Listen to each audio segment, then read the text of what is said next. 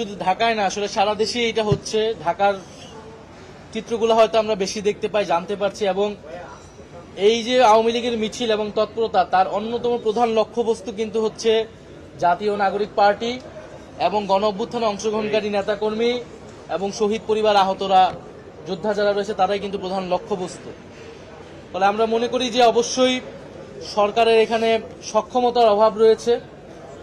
Police বাহিনীর যেই reformation প্রয়োজন ছিল সেই রিফরমেশন হচ্ছে না, এবং পুরা সরকার এবং রাষ্ট্রযন্ত্রের ভিতর থেকে আশকারা পাচ্ছে বলেই আওয়ামী লীগ এই তৎপরতা করার রাজপথে করার সুযোগ পাচ্ছে। আমরা আহ্বান জানাবো, আওয়ামী লীগের বিরুদ্ধে যখন সকল রাজনৈতিক দল, জনগণ এবং সামাজিক শক্তিগুলো ঐক্যবদ্ধ হয়েছিল, সেই ঐক্য আওয়ামী লীগের বিরুদ্ধে, ফ্যাসিবাদের বিরুদ্ধে আমাদের সবসময় প্রয়োজন। যদি কোনো দল সেক্ষেত্রে আপোষও করে, জাতীয় নাগরিক পার্টি সেক্ষেত্রে আপোষ করবে না।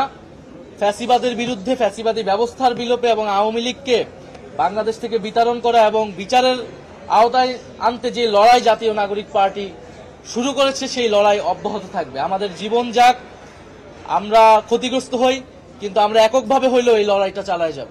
আমি বুঝি নির্মাণের শিল্প, সালাম স্টিল বোঝে ডিউরেবিলিটি। সালাম স্টিল, মোস্ট ডিউরেবল স্টিল। জাতীয় পার্টির ব্যাপারে আমাদের অবস্থান স্পষ্ট করেছি।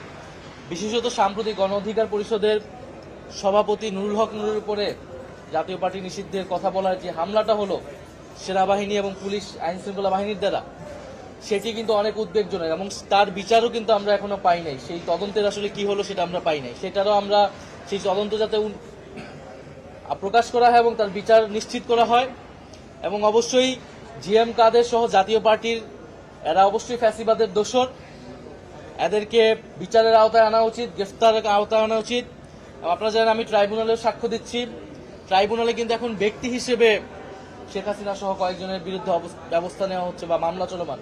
আমরা মনে করি এটা দল হিসেবে আওয়ামী লীগের বিরুদ্ধে তদন্ত শুরু করে বিচার কার্যক্রম শুরু করা উচিত, কারণ ট্রাইব্যুনালের কাছেও কিন্তু যথেষ্ট পরিমাণ তথ্যপত্র এখন এসেছে। ফলে আমরা সামগ্রিকভাবে মনে করি ফ্যাসিবাদীর দোসর এবং ফ্যাসিবাদী ব্যবস্থা বিলোপের জন্য যে নতুন সংবিধান, সেই নতুন সংবিধান প্রতিষ্ঠার মাধ্যমে এবং গণপরিষদ নির্বাচনের মাধ্যমে আমরা এই সকল সমস্যা থেকে উত্তরণ করতে পারব।